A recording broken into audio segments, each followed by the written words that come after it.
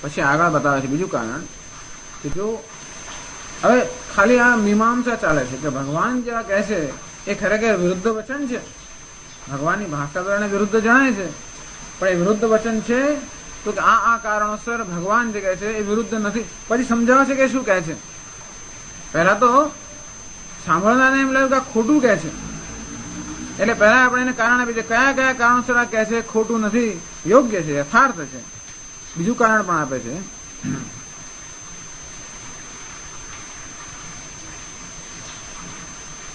બુદ્ધિમત્વાદી ઉપપત્તેશ્ચ બોદ્ધવ્યમિતિ ચ યથાભૂત દર્શનમ ઉચ્યતે ન ચ વિપરીત જ્ઞાનાદ અશુભાત મોક્ષમ સ્યાત યજ્ઞાત્વા મોક્ષસે શુભાત इति च उक्तम. बुद्धिमत्वादि उपपत्तेश्च સબુદ્ધિમાન મનુષ્યેષુ આ પ્રકારનું દર્શન જે ધરાવે છે, જે કર્મમાં અકર્મના દર્શન કરે છે અને અકર્મમાં અકર્મના દર્શન કરે છે, એ મનુષ્યને ભગવાન બુદ્ધિમાન કહે છે. ભગવાન એને બુદ્ધિમાન ન કહે જો આ વિપરીત દર્શી હોત તો. પ્રશ્ન એ છે વિપરીત દર્શન કરતો હોય એને બુદ્ધિમાન કેમ કહેવાય? ભગવાન એને બુદ્ધિમાન કહે છે એનો અર્થ એ તો કે એક જ એવો છે જે વિપરીત દર્શન કરતો નથી, અને બીજા બધાને ભગવાન બુદ્ધિમાન નથી કરતા એનો અર્થ કે બધા વિપરીત દર્શન કરે છે. એટલે મેજોરિટીથી સત્ય નક્કી ના થાય, મેજોરિટીથી કોણ છૂટાય નક્કી થાય, but truth is never determined by majority. સત્ય ક્યારે નક્કી થાય? અબાધિતમ સત્યમ, જેનો બાધ ન થાય નામ સત્ય. આખી દુનિયા એમ કે સૂર્યનો ઉદય થાય છે અને સૂર્યનો અસ્ત થાય, બધા લાખો લોકો કે એથી સત્ય બની જતું નથી. સત્ય તો અબાધિત, બધા સંજોગોની અંદર કહી શકાય કે સૂર્યનો અસ્ત થાય છે, કે બધા સંજોગો કહેવાય કે એનો ઉદય થાય છે, તો કે ના, ઉપપત્તિથી આપણે જો જણાય તો સૂર્યનો અસ્ત પણ નથી, ઉદય પણ નથી. વાસ્તવમાં પૃથ્વી પર એટલે તેથી માત્ર દેખાય છે એટલું સત્ય છે એવું પણ નથી, અને બધા લોકો માને છે માટે સત્ય છે એવું પણ નથી. એટલે વિચાર કરો, આટલા બધા લોકો કહે છે કે હું કરતા છું, અને છતાં ભગવાન કહે છે આ વિપરીત દર્શન છે. એટલે એવું નથી કે ભગવાન વિપરીત દર્શન અહીંયાની વાત કરી રહ્યા છે, પરંતુ બધા લોકોમાં વિપરીત દર્શન છે, અને વિપરીત દર્શન જે અધ્યારોપ છે એનો અપવાદ ભગવાન કરી રહ્યા છે. અને તેથી આવું દર્શન જે ધરાવે છે એ ખરેખર બુદ્ધિમાન છે. ભગવાન બુદ્ધિમાન રૂપે એની સ્તુતિ કરે છે, એ જ બતાવે છે કે યથાર્થ દર્શન હોવું જોઈએ, વિપરીત દર્શન ન હોઈ શકે. વળી એનું ફળ પણ બતાવ્યું. બોદ્ધવ્યમિતિ ચ યથાભૂત દર્શન ઉચ્ચ. એવું કેમ કહો છો કે એને બોદ્ધવ્યમ, કર્મણોશ્ચ બોદ્ધવ્યમ, અકર્મશ્ચ બોદ્ધવ્યમ, વિકર્મશ્ચ બોદ્ધવ્યમ. બોદ્ધવ્યમ અર્થાત એનું જ્ઞાન પ્રાપ્ત કરવું જોઈએ. બુદ્ધ ધાતુનો અર્થ થાય છે જ્ઞાનના અર્થમાં.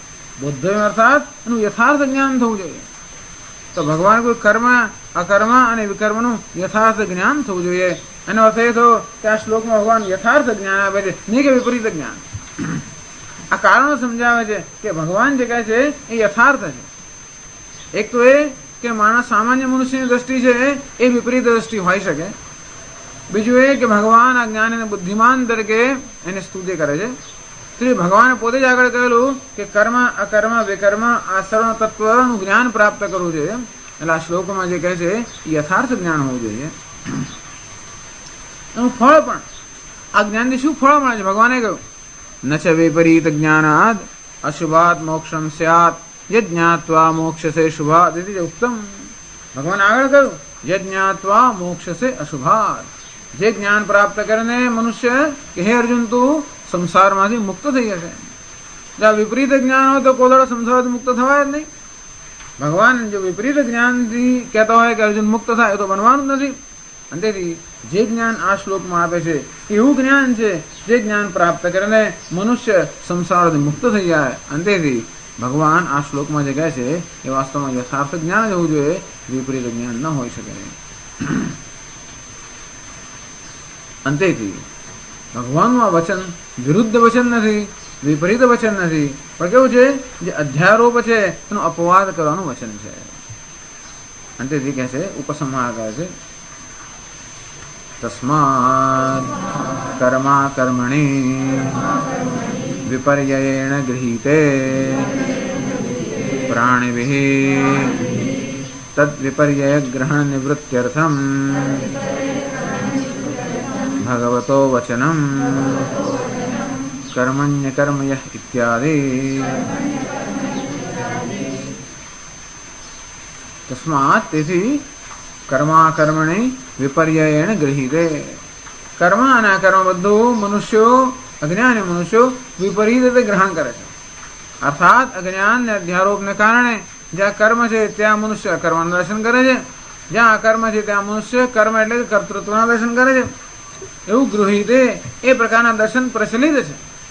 આ પ્રકારનું વિપરીત દર્શન જ મનુષ્યમાં પ્રચલિત હોવાને કારણે વિપર્યયેણ ગૃહીતે પ્રાણીભિ, સર્વ પ્રાણીઓ, મનુષ્ય પણ પ્રાણીઓ છે, બીજા બધા પ્રાણીઓ તો દર્શન આવું કરે છે વિપરીત, મનુષ્ય પણ તદ વિપર્યય ગ્રહણ નિવૃત્ત્યર્થમ, અને એ વિપરીત ગ્રહણ જે છે એ નિવૃત્તિ કરવા માટે, અર્થાત એ વિપરીત ગ્રહણોથી મુક્ત કરીને યથાર્થ ગ્રહણ થાય એ માટે ભગવત વચનમ, તેથી ભગવાને આ પ્રકારનું વચન કહ્યું કર્મણી અકર્મ યઃ પશ્યેત, જે કર્મમાં અકર્મનું દર્શન કરે છે. તેથી જે વિરુદ્ધ દેખાતું વચન વાસ્તવમાં વિપરીત દર્શનનો અધ્યાય અને અપવાદ કરવા માટે છે.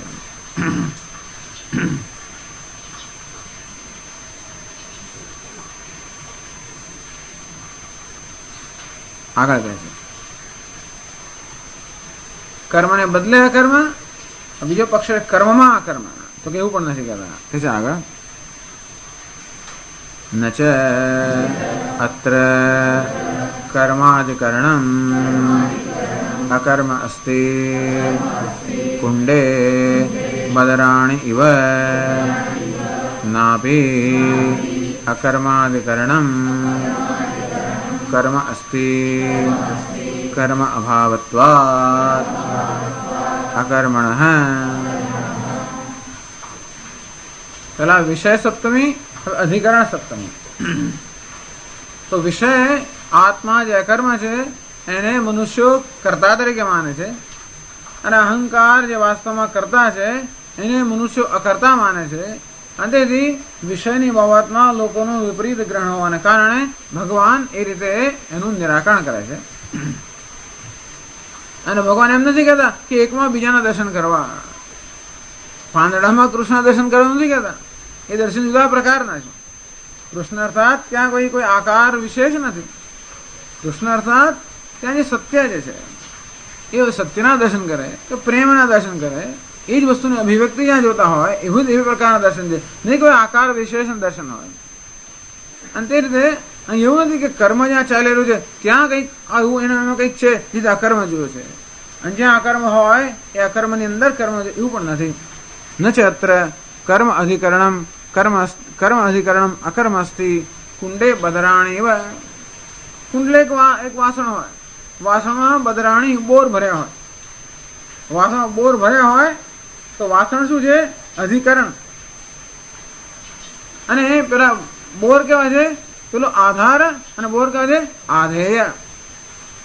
જ્યાં પુસ્તક આ ટેબલ પર છે, ટેબલને શું કહેવાય? આધાર કહેવાય. અને જે આધાર લેલું છે શું કહેવાય? આધેય. એકની ઉપર બીજું, ટેબલ પર પુસ્તક, ટેબલ પર એટલે સાતમી વિભક્તિ થઈ. તેવી રીતે કુંડે બદરાણી, કુંડની સાતમી વિભક્તિ કુંડે, કુંડમાં એટલે કે કુંડામાં.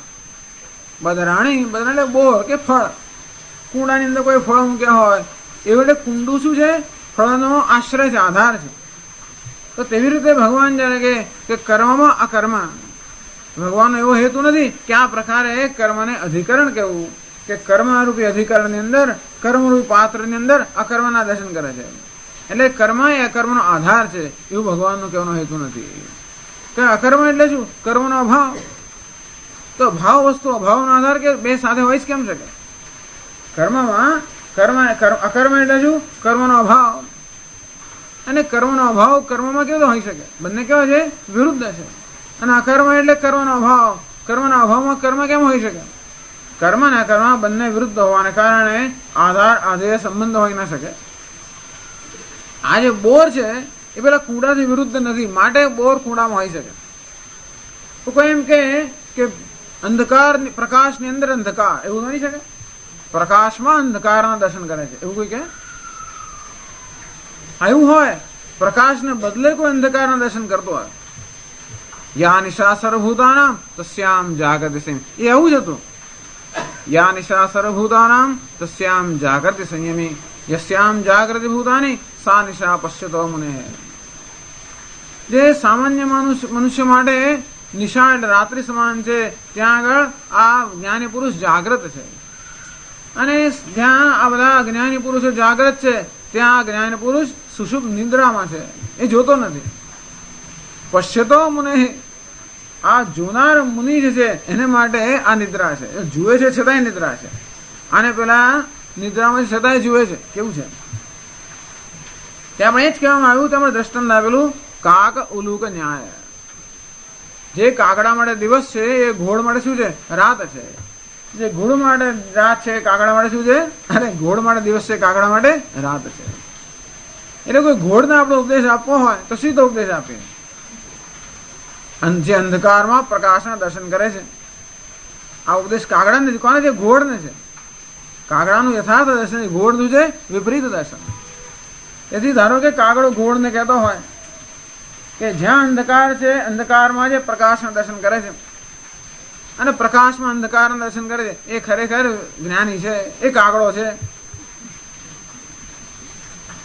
એનો અર્થ એ થયો કે આ ઘોડ જે વાસ્તવમાં અંધકાર દેખાય છે તે અંધકારને બદલે પ્રકાશ જોઈએ કે અંધકારની અંદર પ્રકાશ જોઈએ, પણ બને નહીં.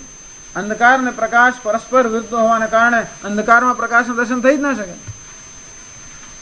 અને અંધકાર ને પ્રકાશ ભિન્ન ભિન્ન વસ્તુ હોવાને કારણે અંધકારને બદલે પણ પ્રકાશનું દર્શન ન થાય. ભિન્ન પણ છે અને વિરુદ્ધ પણ છે. એટલે આનો થયો હતો કે વાસ્તવમાં તું જેને અંધકાર માને છે એ પ્રકાશ છે. અને તે રીતે પ્રકાશમાં જે અંધકારનું દર્શન કરે છે એવું ઘોડને કહીએ આપણે. એનો અર્થ એ થયો એવું નથી કે જ્યાં આગળ પ્રકાશ છે ત્યાં અંધકારના દર્શન કરવા કે પ્રકાશને બદલે અંધકારના દર્શન કરવા, પરંતુ જેને પ્રકાશ માનવામાં આવે એ વાસ્તવમાં અંધકાર છે. એટલે એ જે પરસ્પર વિરુદ્ધ વસ્તુ હોય એમનો આધાર આધેય સંબંધ ન હોઈ શકે. પરસ્પર વિરુદ્ધ ન હોય તો કદાચ હોઈ શકે સંબંધ, પણ ભાવ અને અભાવ, કર્મ અને અકર્મ એ બંને પરસ્પર વિરુદ્ધ હોવાને કારણે જે એક હોય ત્યાં બીજું ન હોઈ શકે. અને ભગવાન એવું તો ના જ કે જ્યાં કર્મ છે ત્યાં કર્મના અભાવના દર્શન કરે છે, જ્યાં અકર્મ છે ત્યાં કર્મના દર્શન કરે છે, એવું ન કહી શકે. કારણ કે બંને વિરુદ્ધ છે. અંતેથી અતઃ વિપરીત કર્મ ગૃહીતેવ કર્મા કર્મણિ લૌકિકૈઃ યથા મૃગતૃષ્ણિકાયામ ઉદકમ શુક્તિકાયામ વા રજતમ. અતઃ તેથી ભગવાન આવું કહે છે એટલે આપણે આવું અનુમાન કરીએ છીએ. પહેલા શું છે, ભગવાન જે કહે છે શું કહેતા છે સમજીએ, પછી એને સમજવાનો પ્રયત્ન કરીએ. ભગવાન જે કહે છે એ વિપરીત કહે છે એવું કહીએ તો પછી આગળ સમજવાનો પ્રયત્ન જ ન થાય. ભગવાન કહે છે વિપરીત નથી, ભગવાન કહે છે યથાર્થ જ કહેતા હોવા જોઈએ. કારણ કે એમણે પ્રતિજ્ઞા કરી કે જે બોધવ્ય છે હું કહેવાનો છું. પછી એવું પણ વચન આપ્યું આ જ્ઞાનથી તું અશુભથી મુક્ત થશે. વળી સ્તુતિ પણ કરી કે આ જ્ઞાની છે એ બુદ્ધિમાન છે. આટલું બધું હોવાને કારણે ભગવાન આ વિપરીત દર્શન તો ન જ કહે. આજે કહે છે વિપરીત દર્શન ન હોય. અને વળી એ વિષય સપ્તમી એક અધિકરણ બીજાના દર્શન એવું પણ ન હોય છે, કારણ કે પરસ્પર વિરુદ્ધ વસ્તુઓ છે. અંતેથી અતઃ વિપરીત કર્મ ગૃહીતેવ કર્મ અકર્મણિ લૌકિકૈઃ. એનો અર્થ એ થયો કે ભગવાનના આ ઉપદેશમાંથી આપણે સમજવું જોઈએ કે લોકો જે છે એમનામાં જ વિપરીત ગ્રહણ છે. કર્મ અકર્મણી બંને કર્મ અને અકર્મ બંને આ લોકોએ વિપરીત રૂપે અથવા વિરુદ્ધ રૂપે ગ્રહણ કરાયા હોવાને કારણે કેવી રીતે દ્રષ્ટાંત આવે છે, યથા મૃગતૃષ્ણિકાયામ ઉદકમ. જે વાસ્તવમાં જ્યાં આગળ રણ છે ત્યાં આગળ એ જળના દર્શન કરતા હોય. શુક્તિકાયામ વા રજતમ, જ્યાં શુક્તિકા છે ત્યાં રજતના દર્શન થતા હોય. વિપરીત દર્શન જ્યાં હોય ત્યાં આગળ જ જ્યાં રજત દેખાય રજતમાં જે શુક્તિકાના દર્શન કરે છે કે જળમાં જે રણના દર્શન કરે છે. એવું વિપરીત દર્શનનો અપવાદ કરવા માટે જ ભગવાન આર્ત કહી રહ્યા છે.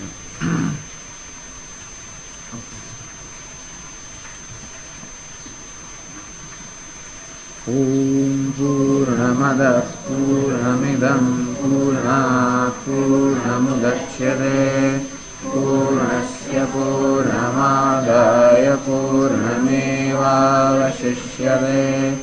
ઓમ શાંતિ શાંતિ શાંતિ. શંકરં શંકરાચાર્યં કેશવં બાદરાયણં સૂત્રભાષ્યકૃતૌ વંદે ભગવन्तૌ પુનઃ પુનઃ. ઈશ્વરો ગુરુરાત્મેતિ મૂર્તિભેદવિભાગિને વ્યોમવદ્વ્યાપ્તદેહાય દક્ષિણામૂર્તયે નમઃ. ઓમ શાંતિ શાંતિ શાંતિ. હરિ ઓમ શ્રી ગુરુભ્યો નમઃ. હરિ ઓમ. કિમ કર્મેતિ કવયોપ્યત્ર મોહિતાઃ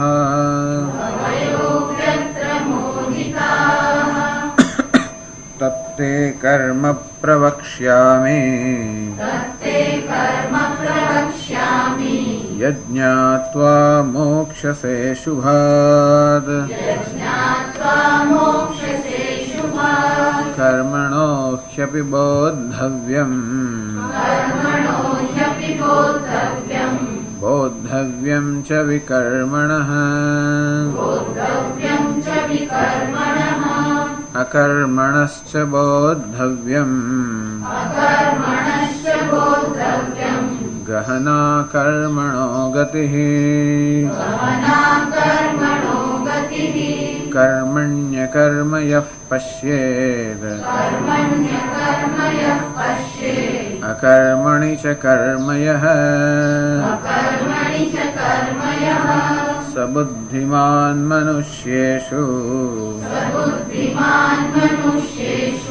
સયુક્તઃ કૃત્સ્ન કર્મકૃત.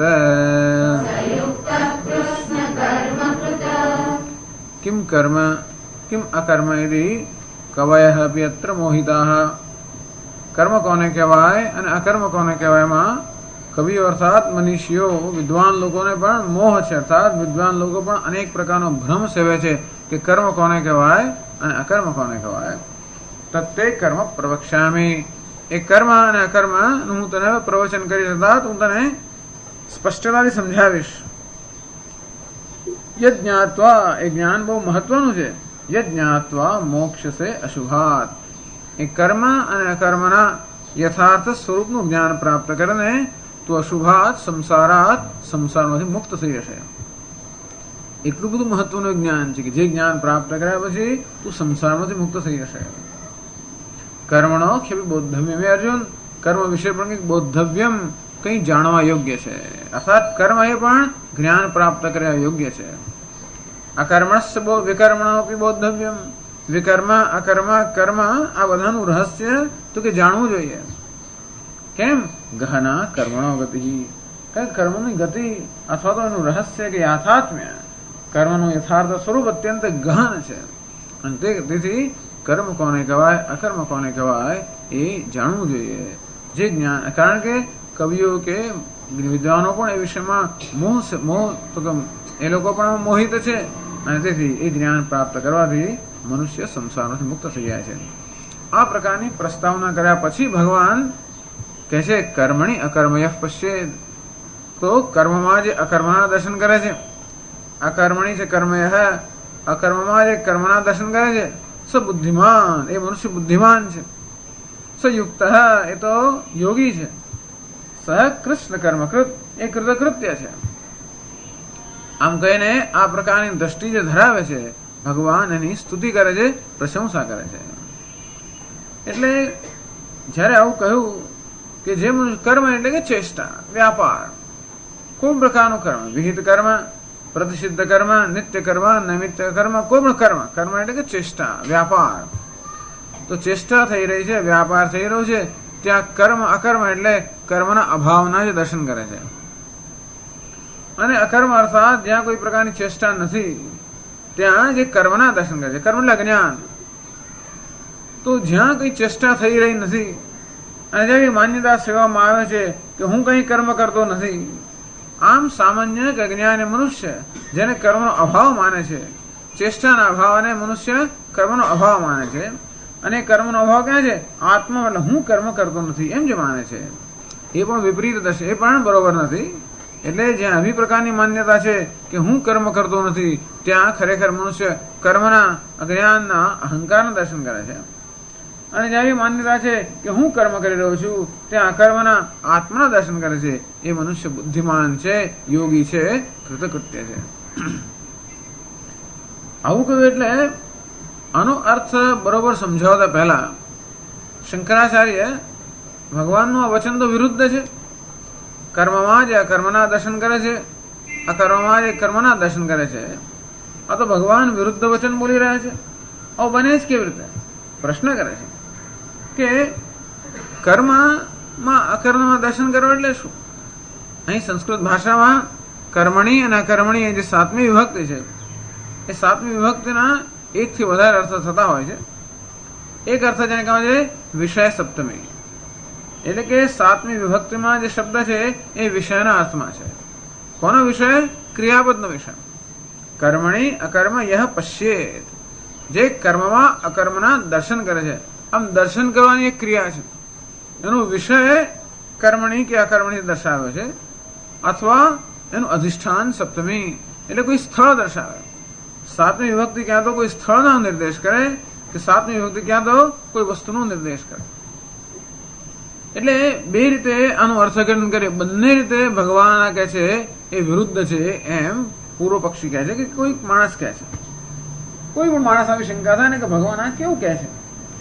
કર્મ એટલે કર્મ, આમાં શું? કર્મ કર્મ તો કર્મ એટલે ચેષ્ટા. તો જે કર્મ છે, ભગવાન શું કહેવા માંગે છે કે જ્યાં મનુષ્ય કર્મના દર્શન કરે છે, તો દર્શનનો વિષય કર્મ એટલે કે ચેષ્ટા કે વ્યાપાર. તો એને બદલે ભગવાન અકર્મ એટલે કે વ્યાપારના અભાવનું, કે જ્યાં કર્મના દર્શન થાય છે એ કર્મને માટે ભગવાન કહે છે કે જ્યાં કર્મ, જે કર્મ છે તેને અકર્મ તરીકે જોવું, એવું ભગવાન કહે છે. એવું કેમ બની શકે? કર્મ એટલે ચેષ્ટા કે વ્યાપાર, ત્યાં આગળ વ્યાપારનો અભાવ કે વ્યાપારનો અભાવ એટલે વ્યાપાર રાહિત્ય, એવું કેવું આપણે જોઈ શકીએ? હલનચલન થઈ રહ્યું છે પણ તે અકર્મના, એ હલનચલનને બદલે અકર્મના દર્શન કે નિષ્ક્રિયતાના દર્શન કરવા જોઈએ, એવું કેવું બની શકે? કઈ આંખોમાં કંઈક થઈ જાય કે હલનચલન છે એના બદલે બસ હાલતું ચાલતું દેખાય જ નહીં, તો ડોક્ટર પાસે જવું પડે. આ ભગવાન એવું દર્શન કહે છે? કે પછી જ્યાં કોઈ પ્રકારની ચેષ્ટા કે વ્યાપાર નથી, તો એ ચેષ્ટા કે વ્યાપાર નથી તેને બદલે ભગવાન કહે છે ત્યાં તમે કર્મના કે વ્યાપારના દર્શન કરો, એવું કે છે ભગવાન. આને કહેવાય છે વિષય સપ્તમી. તો દર્શન કરવાનું જે કર્મ, દર્શન કરવાની જે ક્રિયા છે એનું કર્મ એટલે એનો વિષય કયો? ચેષ્ટા. તો ચેષ્ટાને બદલે ચેષ્ટાના અભાવના દર્શન કરવા, કે ચેષ્ટાનો અભાવ છે ત્યાં ચેષ્ટાના દર્શન કરવા, એવું કેવી રીતે બની શકે? કોઈ માણસ એકને બદલે બીજાનું દર્શન કેવી રીતે કરે? ત્યાં મોટર કાર છે એટલે સ્કૂટરનું દર્શન કેવું થાય? કોઈ એમ કે મોટર કાર છે ત્યાં સ્કૂટરના દર્શન કરો, એવું કેવું બને? અને વિષય સપ્તમી કહેવાય. મોટર કારને બદલે સ્કૂટર, સ્કૂટરને બદલે સાયકલ, એકને બદલે બીજું. તો જ્યાં ખરેખર કર્મ છે, ક્રિયા થઈ રહી છે, તેને બદલે આપણે અકર્મના દર્શન કરવા, એવું ભગવાન કહે છે. અથવા જ્યાં કંઈ પણ કર્મ થતું નથી ત્યાં એ અકર્મને બદલે કર્મના દર્શન કરવા, એમ ભગવાન કહે છે. જો એમ કહેતા હોય તો ભગવાનનું વચન કેવું છે? વિરુદ્ધ વચન છે. અથવા ભગવાન એમ કહેતા હોય કે સપ્તમીનો અર્થ અધિકરણ કે સ્થાન થાય, તો જોવાની શું જોવાનું છે? તો કર્મ. કર્મ છે ત્યાં કર્મની ઉપર અકર્મના દર્શન કરો, કર્મમાં અકર્મના દર્શન કરો કે અકર્મમાં કર્મના દર્શન કરો, એવું જો ભગવાન કહેતા હોય તો પણ વિરુદ્ધ છે. કારણ કે જ્યાં કર્મ થઈ રહ્યું છે ત્યાં માણસ વિરુદ્ધ અકર્મ કેવી રીતે જુએ? જે કર્મ છે નહીં ત્યાં એનાથી વિરુદ્ધ માણસ કર્મ કેવી રીતે જોઈ શકે? અને માટે ભગવાન જ્યાં કહે છે એ ભગવાનનું વચન કેવું છે? વિરુદ્ધ વચન છે, વિપરીત વચન છે. આવી શંકા પહેલા ઉઠે એટલે પહેલા શંકરાચાર્યજી આ શંકાનો નિરાશ કરવા માંગે, પછી શ્લોક સમજાવશે. એમને શ્લોક સમજાવી દઈએ અને આ શંકા મનમાં રહી જાય તો એ સમજે ના પડે, અને સમજ્યા પછી પણ શંકા તો રહી જાય. એટલે પહેલા ભગવાનનું જે વચન છે, જે આમ બહારથી જોતા એમ લાગે કે વિરુદ્ધ વચન છે, એ ભગવાન વચન વિરુદ્ધ નથી, એ પહેલા શંકરાચાર્ય કહેવા માંગે છે, સિદ્ધ કરવા માંગે છે. એમ કરીને પછી એ વચનનો શું અર્થ થાય એ સમજવા માટે આપણે બરોબર તત્પર થઈએ. બાકી અત્યારે આવું કહે છે તે આપણે શંકા છે કે ભગવાન કે ઉલટું સુલટું કહી રહ્યા છે એવું આપણે લાગતું હોય તો પછી એ સમજવાનું આપણું મન પણ ના થાય ને કે શું કહે છે, બધું ગડબડ કહે છે. છોડો, કહેવા દો. કોઈ પ્રવચન કરતું હોય ને કે ઉલટી સુલટી વાતો કહેતું હોય તો પછી આપણે કહેતો હોય ધ્યાન ના આપીએ, અથવા જે કે ઉલટું સુલટું જ અર્થ કરે એવું થાય ને. અને તેથી એવી જાતનો જો શ્રોતાના મનમાં એવો ભાવ જાગે કે ભગવાન જે કહી રહ્યા છે તે વિરુદ્ધ કહી રહ્યા છે, અને તો પછી એનો જે અર્થ સમજવાનો છે અર્થ ન સમજાય એટલે પહેલા એ સિદ્ધ કરવાની આવશ્યકતા છે કે ભગવાન જે કહે છે એ વિરુદ્ધ વચન નથી કહેતા. એટલે શું કહે છે? એટલે શંકરાચાર્યજીએ કહ્યું કે ખરેખર તો અકર્મ પરમાર્થ સત કર્મોત અવભાસતે મૂળ દૃષ્ટે લોકસ્ય. તો કે પારમાર્થિક દ્રષ્ટિએ આત્મા કે બ્રહ્મ જે અકર્મ છે, અકર્મ છે એટલે નિષ્કર્મ છે, નિષ્ક્રિય છે, અર્થાત નિર્વિકાર છે, કર્મ રહિત છે. એમાં જ લોકો કર્મનો આરોપ કરે છે અને હું કર્મ કરું છું એમ કહે છે. ત્યારે આપણે કહીએ હું કર્મ કરું છું ત્યારે હું એ કોને વડે વપરાય છે? આત્મા માટે. હું કર્મ કરું છું એમ જયારે કહીએ એનો અર્થ એ થયો કે આત્મા કર્મ કરી રહ્યો છે એવું આપણે કહેતા હોઈએ છીએ. એમ જયારે કહીએ ત્યારે માણસો આત્મા પર જે અકર્મ છે, નિષ્ક્રિય છે, એના પર કર્તૃત્વનો કર્મનો આરોપ કરે છે. તેથી અહીંયા કહે છે શંકરાચાર્યજી કે એવું નથી કે ભગવાન આપણને આ વિપરીત વસ્તુ કહી રહ્યા છે, પરંતુ અત્યારે આપણું આ જે દર્શન છે એ વિપરીત દર્શન છે. આપણે જયારે ત્યાં આપણે કહીએ છીએ કે આત્મા કર્મ કરી રહ્યો છે એ આપણું દર્શન કેવું છે? વિપરીત દર્શન છે. અને તેથી એ વિપરીત દર્શનનું નિવારણ કરવા માટે ભગવાન આ પ્રકારની ભાષા વાપરે છે. જેમ કોઈ જગ્યાએ ધારો કે શુક્તિકા કે છીપોલી હોય, એને બદલે આપણે ત્યાં ચાંદીના દર્શન થતા હોય અને આપણે કે આ ચાંદી છે,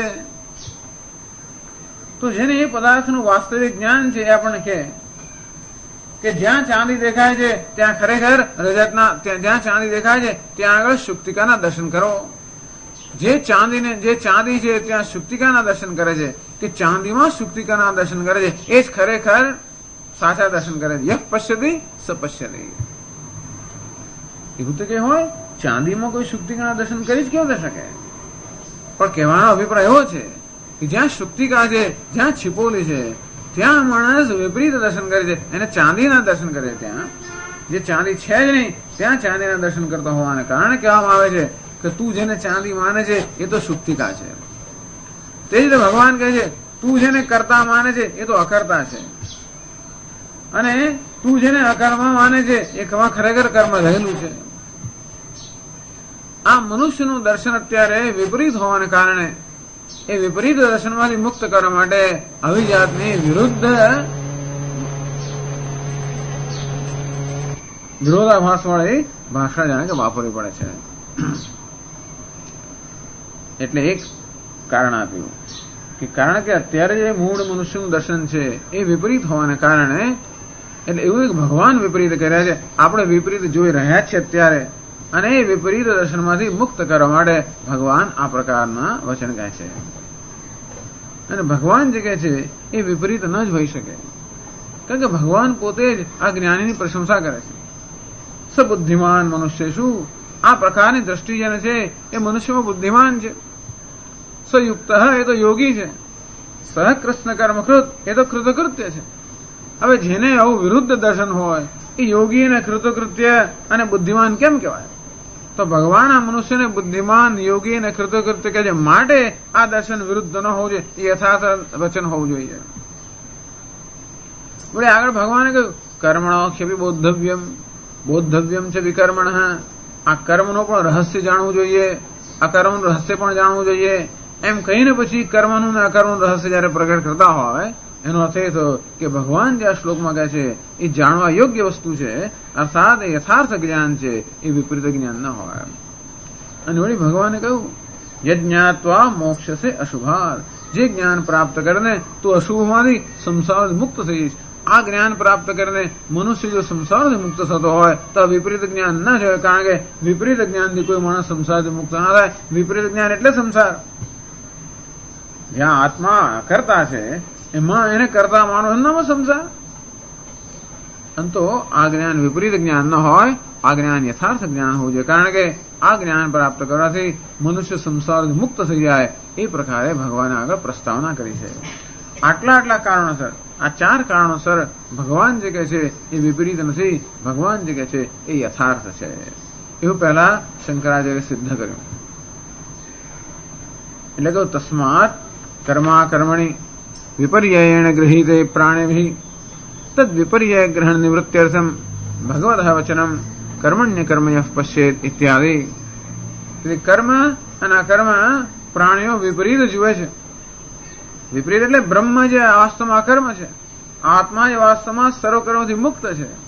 આ માણસો અહંકાર અવિદ્યાને કારણે એને કરતા માને છે, અને અહંકાર શાંત થઈને બેસી ગયો હોય તો માણસો એ અહંકાર પણ ત્યાં કર્મ રહેલું છે. માણસો એમ માને છે કે હું કંઈ કરતો નથી, અને એમાં પણ એ હું કંઈ કરતો નથી એ પ્રકારની દ્રષ્ટિ પણ અજ્ઞાનથી જન્મી હોવાને કારણે ત્યાં કર્મ રહેલું છે, કંઈ ન કરવારૂપી કર્મ. અને હું કર્મ કરું છું ત્યાં અકર્મ રહેલું છે. આત્મા જે અકર્મ છે એ વાસ્તવમાં તેનું સત્ય છે. અને આમ મનુષ્ય વિપરીત દર્શન કરતા હોવાને કારણે ભગવાને જે કહ્યું છે એ યથાર્થ છે.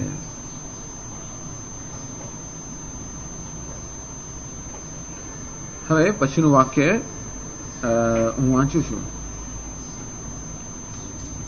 તમારામાં કયા પછી મને ખબર નથી.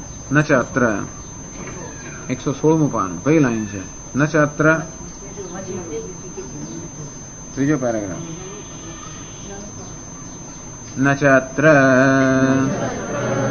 કર્માધિકરણમ અકર્મ અસ્તિ. આ ચોપડી ત્યાં પડી છે ને મારે ભાઈ? કુંડે બદરાણી ઇવ નાપી અકર્માધિકરણમ કર્મ અસ્તિ કર્મ અભાવત્વાદ અકર્મણઃ.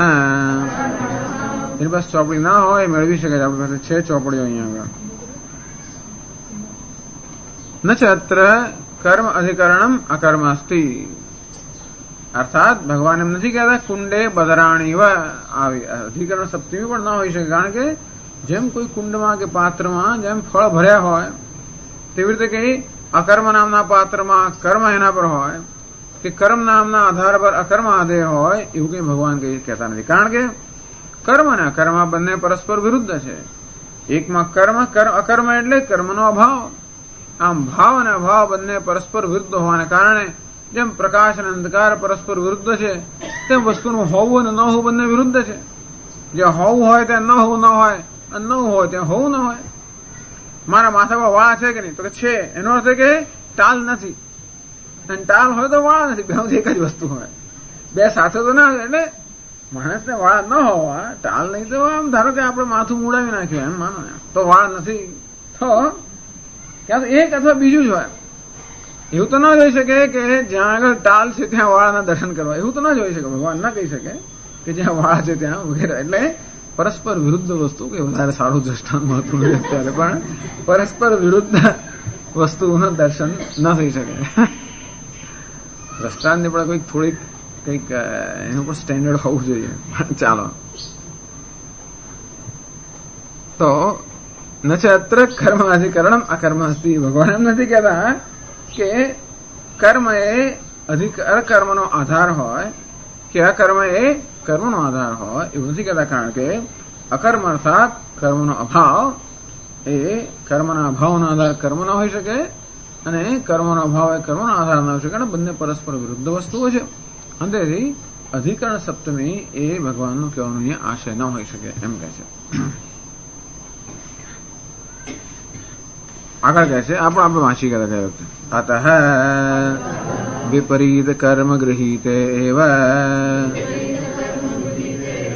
કર્મા કર્મણી લૌકિકૈઃ યથા મૃગતૃષ્ણિકાયામ ઉદકમ શુક્તિકાયામ વા રજતમ.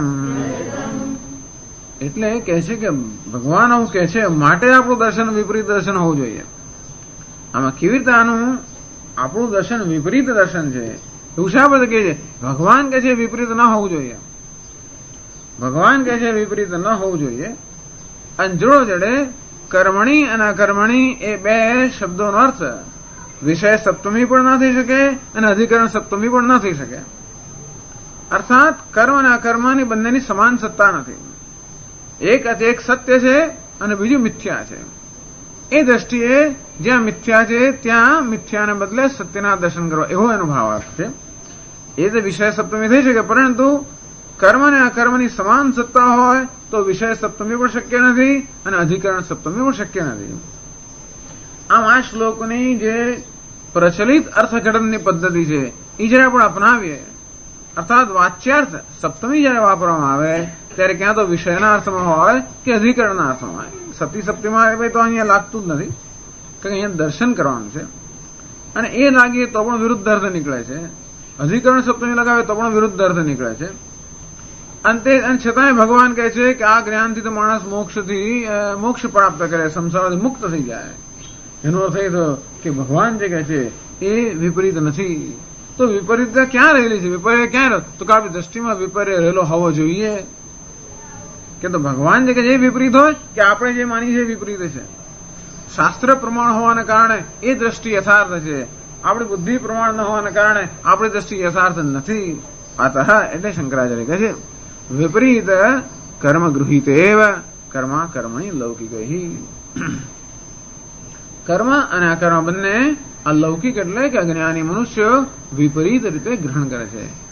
અંતેથી યથા મૃગ તૃષ્ણિકાયામ ઉદકમ, જેમ જ્યાં આગળ ખરેખર રણ છે ત્યાં આગળ કોઈ જળના દર્શન કરતું હોય, શુક્તિકાયામ વરજતમ, અથવા જ્યાં વાસ્તવમાં છિપોલી છે ત્યાં આગળ કોઈ ચાંદીના દર્શન કરતું હોય, તો કેવું વિપરીત દર્શન છે. અંતે જ રીતે જ્યાં કર્મ છે ત્યાં લોકો અકર્મના દર્શન કરે છે, જ્યાં અકર્મ છે ત્યાં લોકો કર્મના દર્શન કરે છે. આમ આપણું દર્શન વિપરીત હોવું જોઈએ અને એટલે ભગવાન એવું કહે છે, આવો અર્થ કાઢે છે. જો મીમાંસાને કહેવાય કે આનો અર્થ કેમ કરવો? જે વચન વાસ્તવમાં વિરુદ્ધ લાગે છે એનો અર્થ કેમ કરવો? તો વાચ્યાર્થ અર્થાત કે આપણે સીધે સીધો અર્થ કાઢીએ તો વિપરીત વિરુદ્ધ અર્થ નીકળે છે, એટલે અર્થ બંધ બેસતો નથી. અંતેથી આનો એક જ અર્થ હોવો જોઈએ કે આપણું જે દર્શન છે એ દર્શન જ વિપરીત હોવું જોઈએ.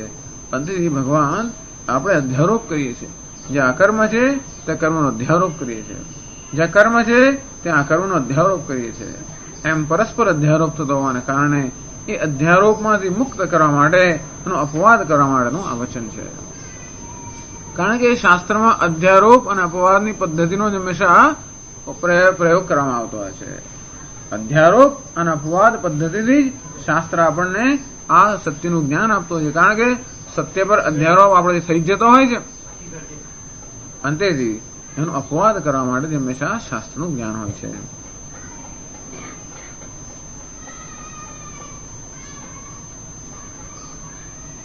આવું જયારે સાંભળ્યું ત્યારે આ વસ્તુ સહન આવું બને જ કે આવું કેમ હોય શકે? હજી પણ સમજ નથી પડતી. એટલે પ્રશ્ન કરે છે એવું કેમ હોય? આપણે ખોટા કેમ? બધા ખોટા કેવી રીતે હોય? એક જણ ભૂલ કરે, 2 જણ ભૂલ કરે, 10 જણ ભૂલ કરે, બધા લોકો ભૂલ કરે, આવું બને કેવી રીતે? બધાનું દર્શન વિપરીત દર્શન એવું કેવી રીતે બને? અને માણસ વિરુદ્ધ દર્શન કરે જ કેવી રીતે? એ પણ છે ને. જ્યાં ખરેખર કર્મ હોય જ નહીં ત્યાં કર્મનું દર્શન કેવી રીતે કરી શકો તમે? આવું કેવી રીતે બને? અને જ્યાં કર્મ ખરેખર છે ત્યાં કર્મ દર્શન થાય કેવી રીતે? એ સમજમાં નથી આવતો. આવું કોઈ દ્રષ્ટાંત છે? આવું કોઈ દિવસ જોયું છે તમે કે તમે આવું કહો છો કે આપણું દર્શન વિપરીત છે? એટલે આગળ પ્રશ્ન પૂછે છે નનુ કર્મ કર્મૈવ સર્વેષાં ન ક્વચિત વ્યભિચરતી. નનુ પ્રશ્ન પૂછે છે કર્મ કર્મૈવ સર્વેષાં, બધા માટે, ગમે તે માણસ હોય, અજ્ઞાની હોય કે જ્ઞાની હોય, બધા માટે કર્મ કર્મૈવ. કર્મ એટલે શું? ચેષ્ટા. હાથ પગ વાણી એટલે કર્મેન્દ્રિયોની ચેષ્ટા કે વ્યાપારનું નામ કર્મ. સર્વેશામ કર્મ કર્મૈવ, બધા માટે કર્મ તો કર્મ જ હોય ને. એવું કેમ બને કે જે કર્મ છે ત્યાં આ માણસ અકર્મનું દર્શન કરે? એવું વિપરીત દર્શન બની કેવી રીતે શકે? એટલે એમ પણ સમજવાનું કે અકર્મ એટલે કર્મ ન હોય એ અકર્મ જ હોય. જ્યાં કર્મ નથી ત્યાં માણસ કર્મના દર્શન કેવી રીતે કરી શકે? અર્થાત જે આપ કહેવા માંગો છો કે બધા મનુષ્યોમાં વિપરીત દર્શન છે, આ વિપરીત દર્શન શક્ય જ કેવી રીતે બને? કારણ કે કોઈ પણ માણસ આવું વિરુદ્ધ દર્શન કરે એવું બને જ નહીં. જ્યાં કશું થતું જ ન હોય ત્યાં થાય છે એવા દર્શન કરે, જ્યાં થઈ રહ્યું હોય ત્યાં કશું થતું એવો દર્શન કરે. એવું એક બે માણસ કરતો આપણે એને ભ્રમ કહીએ, બધા કેવું કરતા હોય એવું સમજી શકાતું નથી. અને તેથી આપણું દર્શન વિપરીત દર્શન છે એ કેવી રીતે? હવે એ સિદ્ધ કરવું પડે ને. ચલો, ભગવાન કહે છે મળે આપણું દર્શન વિપરીત દર્શન છે, પણ આપણું દર્શન કેમ વિપરીત હોઈ શકે એ બતાવવું પડે. એ આગળ કહે છે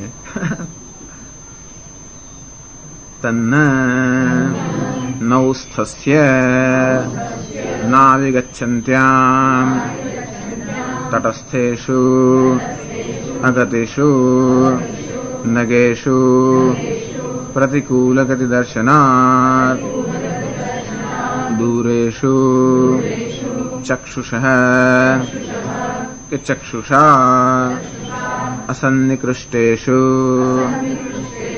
ગચ્છત્સુ ગત્યભાવ દર્શનાત. આ દ્રષ્ટાંતો પહેલેથી જ એ લોકો પાસે કે બધા લોકો વિપરીત દર્શન કરે છે એવું બનતું હોય છે. એટલે પેલો એમ કહેવા માંગે છે કે કોઈ દાડો વિપરીત દર્શન બની જ ના શકે. જ્યાં ગતિ ના હોય ત્યાં માણસ ગતિના દર્શન કરે, હલનચલન ના હોય ત્યાં હલનચલન દર્શન કરે, અને હલનચલન હોય ત્યાં હલનચલન દર્શન ના કરે એવું બની જ ના શકે કોઈ દિવસ. તો એ બની શકે એમ કે એક દ્રષ્ટાંત આપે છે અને બતાવે છે કેમ બનતું હોય છે. તન્ન, તમે કહો છો એવો નિયમ નથી. અર્થાત જ્યાં હલનચલન ના હોય ત્યાં હલનચલન દર્શન ન જ થાય એવો નિયમ નથી, અને હલનચલન હોય ત્યાં હલનચલન રહિતના દર્શન ન થાય એવો પણ નિયમ નથી. થતું હોય છે. નૌસ્થસ્ય નાવિગચ્છન્ત્યામ, નૌ એટલે કે નૌકા. નૌસ્થસ્ય, આ માણસ નૌકામાં બેઠેલો છે. નાવિગચ્છન્ત્યામ, નાવી નૌ એટલે વળી પાછીની સાતમી વિભક્તિ. નૌ એટલે કે નૌકા. નાવિગચ્છન્ત્યામ, જ્યારે નૌકા જઈ રહી છે ત્યારે, સતી સપ્તમી. તો જ્યારે નૌકા જઈ રહી છે ત્યારે નૌસ્થસ્ય, પેલો નૌકામાં બેઠેલો જે માણસ છે, નૌકા જઈ ના રહી તો વાંધો નથી. એટલે કે છે નાવિગચ્છન્ત્યામ, નૌકા જયારે જઈ રહી છે નદીની અંદર ત્યારે નૌકામાં બેઠેલો જે પેલો માણસ છે. તટસ્થેષુ અગતિષુ નગેષુ પ્રતિકૂલ કરી દર્શનાત. તટસ્થ, તટ એટલે કે કિનારો, તટસ્થ એટલે કિનારા પર રહેલું, તટસ્થેષુ એટલે કિનારા પર રહેલા, અગતિષુ કિનારા પર રહેલા, નગેષુ નગ એટલે કે વૃક્ષ. હવે જે પણ ગતિ ન કરતો નામ નગ. ન ગચ્છતી નગ એટલે વૃક્ષ માટે નગ શબ્દ વપરાય છે, પર્વત માટે પણ નગ શબ્દ વપરાય છે, અને કશું હલનચલન કરવાનું હોય એને માટે નગ શબ્દ વપરાય. તો નગેશુ અગતિશુ, વાસ્તવમાં તો કિનારા પર જે વૃક્ષો છે કે જે કઈ બીજી બધી વસ્તુઓ કેવી છે? સ્થિર છે, કોઈ પ્રકારની ગતિ નથી. પરંતુ જ્યારે આ નૌકા ગતિ કરી રહી છે ત્યારે એમાં એની સાથે ગતિ કરે એમાં રહેલા માણસને પેલા વૃક્ષો કેવા દેખાય છે? પ્રતિકૂલ કરી દર્શનાત, એને પેલા વૃક્ષો વિરુદ્ધ દિશામાં જતા એવું દેખાય છે કે નહીં? ભગવાન એ જવાનો ટ્રેન નહોતી ને તો બહુ સરળ આપણે ખબર પડે કે ટ્રેનમાં બેઠેલો માણસ હોય તો થાંભલા બીજી દિશામાં જ્યાં દોડતા એવું દેખાય. હવે આપણે તો ટ્રેનની દોડતી જોઈએ છે, પણ પેલા સમુદ્રમાં કે નદીમાં તમે જઈ રહ્યા નૌકા જયારે ચાલતી હોય ત્યારે નૌકા દોડતી એવું ન પણ દેખાય આપણને, ધીમે ધીમે જતી હોય. અને તે વખતે પેલા કિનારા પરના વૃક્ષો, જેને મંદિરો, આ બધું વિરુદ્ધ દિશામાં જતું હોય એવું કેવું દેખાય છે આપણને? દેખાય છે કે નહીં? તો કે દેખાય છે. અર્થાત જ્યાં ગતિ નથી ત્યાં ગતિ દેખાય કે નહીં? ખરેખર પેલું મંદિર કે ચાલતું નથી અને વૃક્ષો ચાલતા છતાં પણ એ વિરુદ્ધ દિશામાં ચાલતા હોય કે દોડતા હોય એમ દેખાય છે. તમે કહ્યું કે જ્યાં ગતિ ના હોય ત્યાં ગતિ કેમ દેખાય? તો કે જો આમાં દેખાય છે ને, એટલે દ્રષ્ટાંત આપે. ચાલો, આ તો સમજ્યા. પણ જ્યાં ચલન હોય ત્યાં પણ સ્થિરતા દેખાય એવું કેવી રીતે? તો આગળ કહે છે દૂરેષુ ચક્ષુષ અસન્નિકૃષ્ટેષુ ગચ્છત્સુ ગતિ અભાવ દર્શનાદ. દૂરેષુ દૂર રહેલા પેલા નક્ષત્રો, ચંદ્ર વગેરે એની ગ્રહોની વાત નથી કરતા, નક્ષત્રોની વાત કરે છે.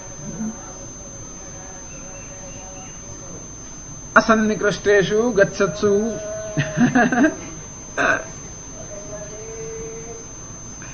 That's okay. તો પેલા બધા નક્ષત્રો હવે એવા દ્રષ્ટાંત ચૈત્ર મૈત્રાદિશુ આવા બધા દૂર રહેલા જે તારાઓ નક્ષત્રો છે એ ખરે દેખાય છે ખરા. ચક્ષુષ અસન્નિકૃષ્ટેષુ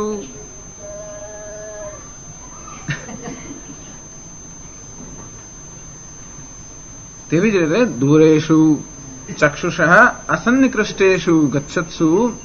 તો પેલા નક્ષત્રો ખરેખર ચાલી રહ્યા છે પરંતુ એટલા દૂર છે. આમ જોવા જઈએ તો ચક્ષુ એટલે આપણે આંખોથી દેખાય છે એટલે એમ ન કહેવાય કે આંખોના ક્ષેત્રમાં નથી. એનો નિયમ એવો છે કે જયારે આપણે ઇન્દ્રિય અને પદાર્થનો સંપર્ક થાય ત્યારે પદાર્થનું જ્ઞાન થાય. અંદરથી કોઈ પદાર્થ ગતિમાન હોય એનો પણ આપણી આંખો સાથે સંપર્ક થાય તો એની ગતિનું જ્ઞાન થાય. પરંતુ અહીંયા આગળ અંતર એટલું બધું છે કે ખરેખર આંખોનો એ નક્ષત્રો સાથે આમ સંપર્ક થતો છતાં પણ સંપર્ક નથી થતો, એ દોષ રહેલો છે. જે દેખાયું એ તો સમજાય તો શું આપણે દેખીએ તે માનીએ ને, દેખીએ પણ માનીએ પણ દેખીએ તે પણ મનાય એવું નથી. કેમ? કારણ કે એકદમ અંતર હોવાને કારણે પેલા નક્ષત્રો જે ગતિમાન છે આપણને જાણે કે ગતિ રહિત કે સ્થિર હોય તેવા દેખાય છે. અર્થાત જ્યાં ગતિ છે ત્યાં ગતિનો અભાવ દેખાય છે અને પેલા કિનારા ભરેલા વૃક્ષો જ્યાં ગતિ નથી ત્યાં ગતિ આપણને દેખાય છે. અર્થાત આવું વિપરીત દર્શન થતું હોય છે. કેમ થાય છે? કોઈ દોષને કારણે. આવું વિપરીત દર્શનનું કારણ હોય છે, એમ નથી કે કારણ વગર. ઓપ્ટિકલ ઇલ્યુઝન એટલે ભ્રમ થતો હોય છે. આ ભ્રમનું હંમેશા કોઈ કારણ હોય. પહેલા શું કારણ છે? નાવિગચ્છન્ત્યામ, નૌકા જઈ રહી છે અને તેથી નૌકા રહેલો માણસ છે એ ચાલી રહેલી નૌકામાં બેઠેલોના કારણે એ દોષને કારણે પેલા સ્થિર વૃક્ષોને ગતિમાન દેખાય છે અને પેલા નક્ષત્રો જઈ રહ્યા છે એ સ્થિર દેખાય. કારણ કે દૂર અંતર છે એ દોષ રહેલો હોવાને કારણે એ નક્ષત્રો જે ગતિમાન છે એ પણ સ્થિર દેખાય છે. આવો દોષ ન હોત તો નક્ષત્રોને આપણે ગતિમાન જોઈ શક્યા હોત, પેલો દોષ ન હોત તો વૃક્ષોને આપણે સ્થિર જોઈ શક્યા હોત. સામાન્ય વૃક્ષને સ્થિર જોઈએ જ છે પણ નૌકામાં આપણે ચાલી રહ્યા છે એવા દોષને કારણે એ સ્થિર વૃક્ષો આપણે ગતિમાન દેખાય છે. અને સામાન્ય રીતે ચંદ્ર વગેરે ચાલતો જોઈએ કે વાદળો, પણ બહુ દૂર હોવાને કારણે એ ચલનાત્મક ગતિમાં હોવા છતાં પણ સ્થિર દેખાય છે. હવે દોષને કારણે વસ્તુઓ આપણને વિપરીત દેખાય છે, આવો આપણો અનુભવ છે. અને તે રીતે કોઈક દોષને કારણે આત્મા જે અકર્તા છે એ કોઈ રીતે જાણે કે કરતા હોય કે સક્રિય હોય એમ જણાય છે. અને એવા જ દોષને કારણે અહંકાર જે સક્રિય છે એ જાણે કે નિષ્ક્રિય હોય એવો પણ જણાય છે. એની પાછળ પણ દોષ રહેલો છે. કયો દોષ રહ્યો છે? અવિદ્યાનો. એટલે નહીતર તો આ દ્રષ્ટાંત હું આપો તો પછી આ આંખો ખોટી ઠરે. આંખોનો તો ધર્મ છે કે વસ્તુ જેવી છે તો એ બતાવવી. અને આંખો કેમ આપણને ગતિરહિત વસ્તુ ગતિમાન બતાવે છે કે ગતિમાન વસ્તુ ગતિરહિત કેમ બતાવે છે? આંખોનો વાંક છે કે નહીં? જયારે દોષ હોય ત્યારે આ જે પ્રમાણ છે એ પ્રમાણ પણ આપણને યોગ્ય દર્શન ન કરાવે. પ્રમાણમાં દોષ છે. ચક્ષુ પ્રમાણ છે વસ્તુનું જોવા માટે, છતાં જેમ આપણે કેટેરેક્ટ થયું હોય, મોતિયો આવ્યો હોય અને કેવી રીતે આપણે હોય છતાં પણ ન દેખાય કે એક હોય તો બે દેખાય એવું જેમ કેમ થાય છે? એમાં આંખનો વાંક નથી, આંખમાં પેલો દોષ આવ્યો છે એને કારણે. અંતે તો બુદ્ધિનો વાંક નથી પણ બુદ્ધિમાં દોષ છે. કયો દોષ છે? અવિદ્યા નામનો દોષ હોવાને કારણે બુદ્ધિ આ પ્રકારનું વિપરીત દર્શન કરે છે. દોષ દૂર કરો તો દર્શન બરોબર થાય, યથાર્થ દર્શન થાય. નક્ષત્રો નજીક જાઓ તો દોડતા દેખાય છે કે નાવનું ઉભી રાખો તો વૃક્ષો સ્થિર દેખાશે. અથવા ભલે વૃક્ષો ચાલતા દેખાતા હોય છતાં પણ આપણે એવું જ્ઞાન હોય કે આ જે ગતિ દેખાય છે એ આ ખરેખર તો નૌકાની ગતિને કારણે દેખાય છે. વૃક્ષોમાં એ ગતિનો આરોપ થયો છે. નૌકાની ગતિનો આરોપ વૃક્ષ પર થતો હોવાને કારણે વૃક્ષ ગતિમાન દેખાય છે અને પોતાની સ્થિરતાનો આરોપ પેલા ચૈત્ર મિત્ર વગેરે પર થતો હોવાને કારણે એ આપણે સ્થિર દેખાય છે. અંતેથી એકનો આરોપ જયારે બીજા પર થાય ત્યારે વિપરીત દર્શન થતું હોય. તેવી રીતે આત્મા જે અકર્તા છે એને આપણે કર્તા માનીએ છીએ, સુખી દુઃખી માનીએ છીએ, જે સુખ દુઃખ સર્વથી રહિત છે, મુક્ત છે ને આપણે બધા માનીએ છીએ. આ સંસારીને આપણે સંસારી માનીએ છીએ એટલે બધું જ સમજી લેવાનું. ભગવાન જયારે આ કર્મમાં અકર્મનું દર્શન કરે, સંસારીમાં સંસારીનું દર્શન, દુઃખીમાં આ દુઃખીનું દર્શન, સુખીમાં આ સુખીનું દર્શન, બધું સમજી લેવાનું. અંતેથી આ બધું વિપરીત દર્શન કેમ થાય છે? બુદ્ધિની અંદર દોષ રહેલો છે. કેવો દોષ રહેલો છે? નહીં તો બુદ્ધિના દર્શનના ધર્મ સત્યના દર્શન કરવા. વ્યવસાયાત અધ્યવસાયાત બુદ્ધિ. અધ્યવસાય એટલે નિર્ણય લેવો તો બુદ્ધિનો ધર્મ છે. બુદ્ધિ ખોટો નિર્ણય કેમ લે છે? દોષને કારણે. એ દોષ જયારે દૂર થાય ત્યારે બુદ્ધિ યથાર્થ દર્શન કરી શકે. એ દોષ દૂર કરવા માટે ભગવાન આપણને આ યથાર્થ દર્શન અહીંયા કરાવે છે.